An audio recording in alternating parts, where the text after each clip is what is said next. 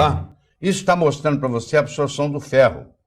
Quando eu dei cimetidina, que é um inibidor de estamina, diminuição de ácido clorídrico também. Você olha o que eu absorvi de ferro no controle. Quando eu recebo 600 ou 900 miligramas de Tagamet, que é o nome comercial, que é a cimetidina, você vai ver que a absorção de ferro vai diminuindo. Quanto mais eu usar desses remédios, menos ferro vai ser absorvido. A absorção do cálcio, vocês estão vendo também que tem a ver com a concentração do ácido clorídrico. Tá? Se eu tenho pouco ácido clorídrico, se eu suplemento com ácido clorídrico, olha lá, eu amo, que é o segundo gráfico ali, eu aumento a absorção de cálcio. Se eu tenho deficiência de ácido clorídrico, que é o primeiro gráfico, à esquerda, e aí eu suplemento com ácido clorídrico, eu faço a absorção aumentar.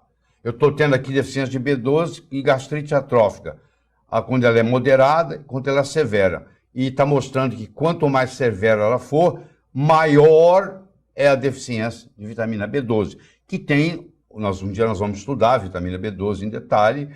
Muitas vezes a deficiência de vitamina B12, para você ter uma ideia, confunde o diagnóstico com Alzheimer, porque o paciente fica meio gaga, há um comprometimento cognitivo enorme quando você tem deficiência de B12. E B12 é uma vitamina interessante, porque ela não tem toxicidade.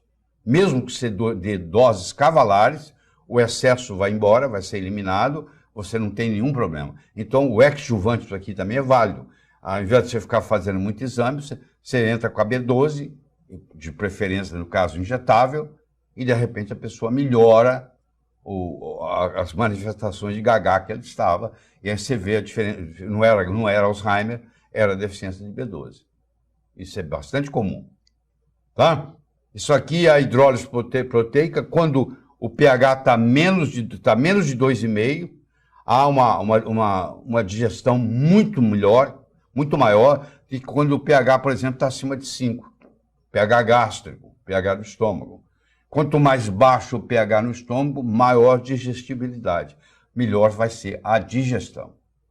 Drogas antiácidos podem nos fazer vulneráveis à infecção. Salmonela, cólera, tifoide, estafilococo, clostrídio. Então, a pessoa que toma omeprazol cronicamente, ela está predisposta, tem maior predisposição a esses processos infecciosos. E como eu disse, essas bactérias agora podem transitar do seu intestino para o seu pulmão, do seu pulmão para o seu intestino, porque ela não tem mais essa barreira que era constituída pelo ácido clorídrico. Certo? Aqui é o omeprazol, ali está o controle, o crescimento bacteriano, olha lá, intestinal. Quando você usa o omeprazol, o crescimento bacteriano intestinal, que é o gráfico da sua esquerda, é muito maior do que quando você não está usando o omeprazol, que é o gráfico da direita. Certo? Olha que interessante. Isso aqui é de 1698, um livro de 1698, correlacionando asma com pH do estômago.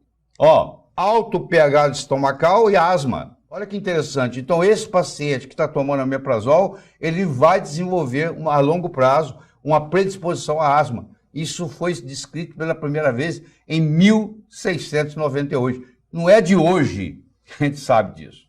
A gente só não obedece, mas não é de hoje. Ó, artrite reumatoide, olha lá. Incidência de gastrite atrófica.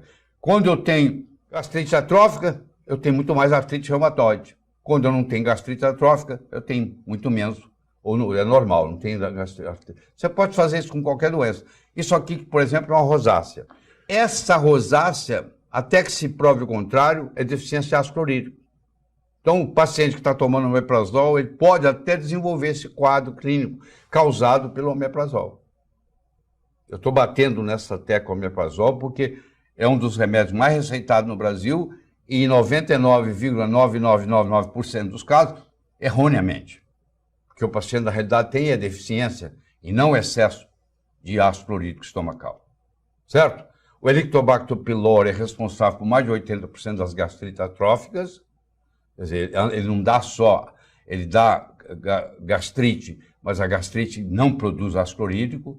O H. pylori causa 80% das úlceras gástricas, 95% das úlceras duodenais.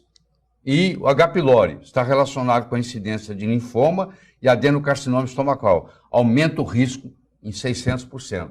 Quando eu tenho um pH baixo, um pH alto no estômago, eu predisponho ao crescimento do Helicobacter pylori, que vai causar, inclusive, linfoma. Você vê que a coisa é muito séria a ser tratada. E quando você tem esse problema de estomacal, você também tem mau hálito. Às vezes a pessoa fica procurando mau hálito nos dentes, na língua, e o mau hálito está vindo lá de dentro, está vindo lá do estômago. Entendeu? É isso aí.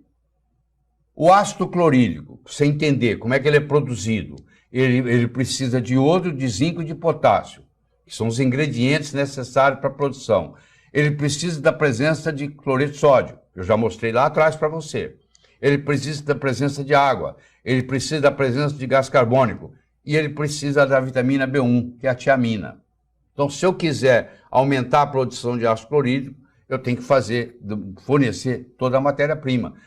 Não adianta eu ter o pedreiro e o assistente pedreiro, o ajudante pedreiro, se eu não tenho matéria-prima. O muro só vai ser construído se eu deixar tijolo, cimento, massa para o pedreiro e o ajudante pedreiro trabalhar. Porque eu saio lá de manhã, falo para ele construir um muro, volta à tarde, ele não construiu, e eu pergunto por quê, ele diz, não deixou matéria-prima.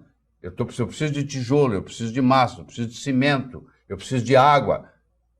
A mesma coisa. O meu estômago pode até estar preparado para produzir o ácido clorídrico, mas se ele não tem os ingredientes necessários, se ele não tem o cloreto de sódio, se ele não tem a vitamina B1, vontade de produzir o ácido clorídrico, o estômago tem. Mas se não tem matéria-prima, como é que o profissional vai produzir se não existe matéria-prima? É mais ou menos isso. Tá lá. Você já conheceu isso. Já mostrei e estou mostrando de novo. Você pega o cloreto de sódio, mais a água, mais o dióxido de carbono, que é o CO2, você vai produzir ácido clorídrico no estômago e bicarbonato de sódio no sangue. Não existe jeito de eu produzir ácido clorídrico no estômago sem produzir bicarbonato de sódio no sangue. Outro aspecto relacionado com a doença que nós discutimos, já discutimos isso ontem, é o tabagismo. O que mais faz mal no cigarro não é a nicotina, é a queima do papel, é a formação do alcatrão que gera todas essas substâncias. Tá? Não é a nicotina. Certo? E, infelizmente, é um vício que está diminuindo no Brasil, relativamente. Mas tinha que diminuir muito mais. Tá? E um dos processos que nós vamos discutir é o aspecto da desnutrição. Então, a alimentação natural, isso aí é alimento, não é produto alimentício. Ajuda tremendamente, porque em todo o processo de adoecimento existe junto um componente de desnutrição. Você falou que a pessoa está doente, eu vou dizer para você que falta ou uma vitamina, ou um mineral, ou um macronutriente naquela situação.